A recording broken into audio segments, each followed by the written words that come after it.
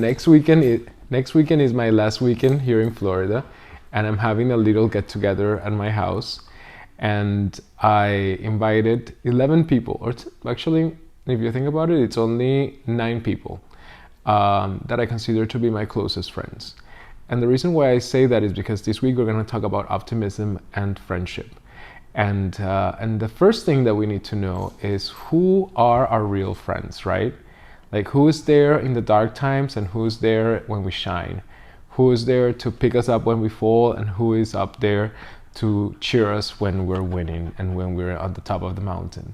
And so if you have friends that are only cheering you, and crowds when there's only things to celebrate, but when you fall down, when you break down, there's nobody around, you better think well who your friends really are. And if you haven't fallen down, I mean, maybe you're so blessed that you haven't realized that, but if that's the case, then maybe you're not even leaving.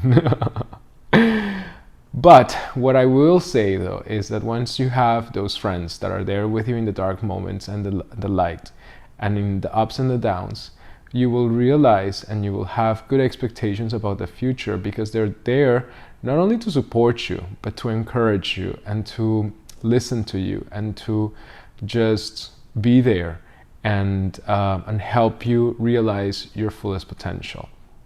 And so you become optimistic about your future because you're rooted in a ground that supports you.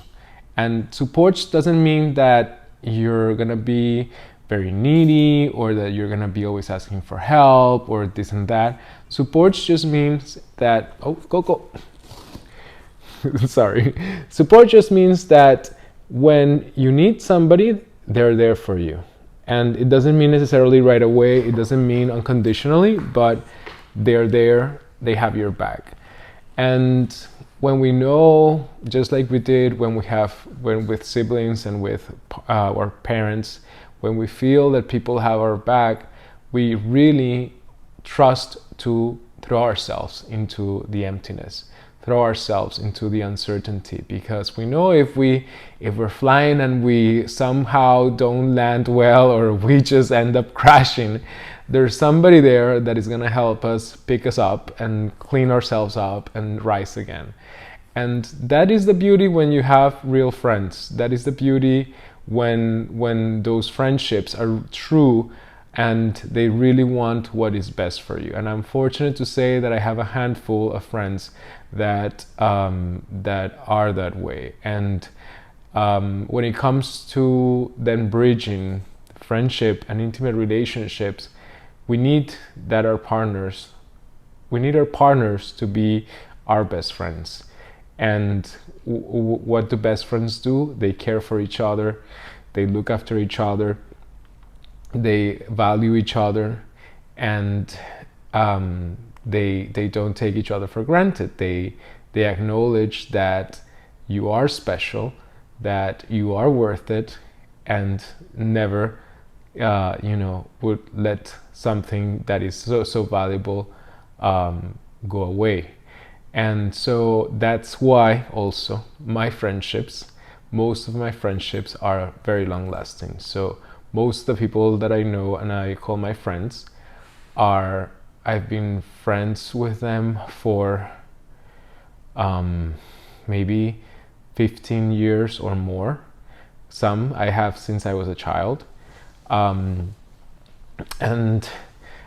just to mention something before my friends from Colombia start complaining, like, this does not include the friends from childhood. So those are still very good friends, but they're not invited because they don't live here.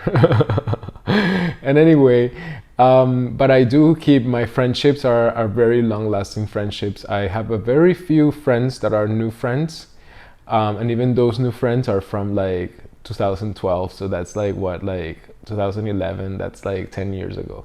So I don't just collect friends. My youngest friends are like 4 or 5 years from 2016. Yeah, that's kind of how it is.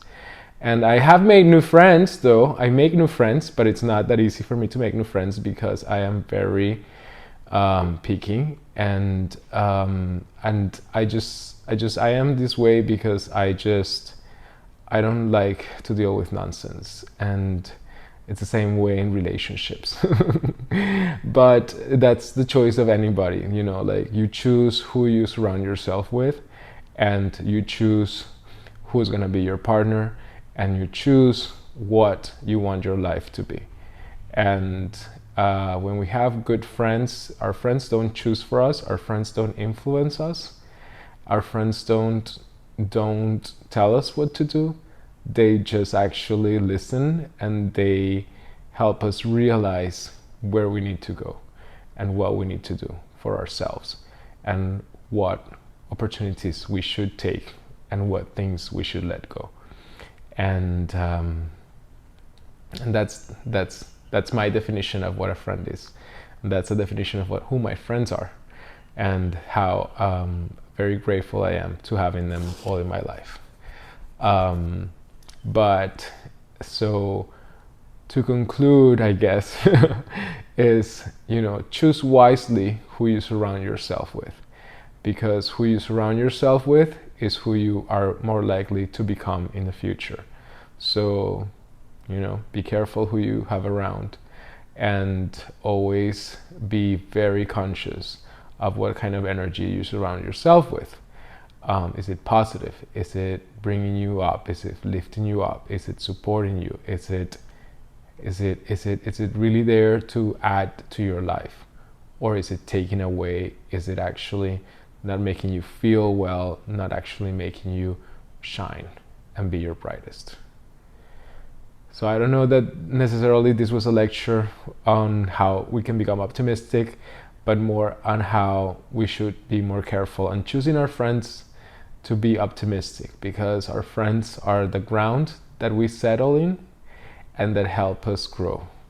And again, to launch ourselves into the uncertain. And those are the friends that really love us, the ones that let us go when it's time to do so.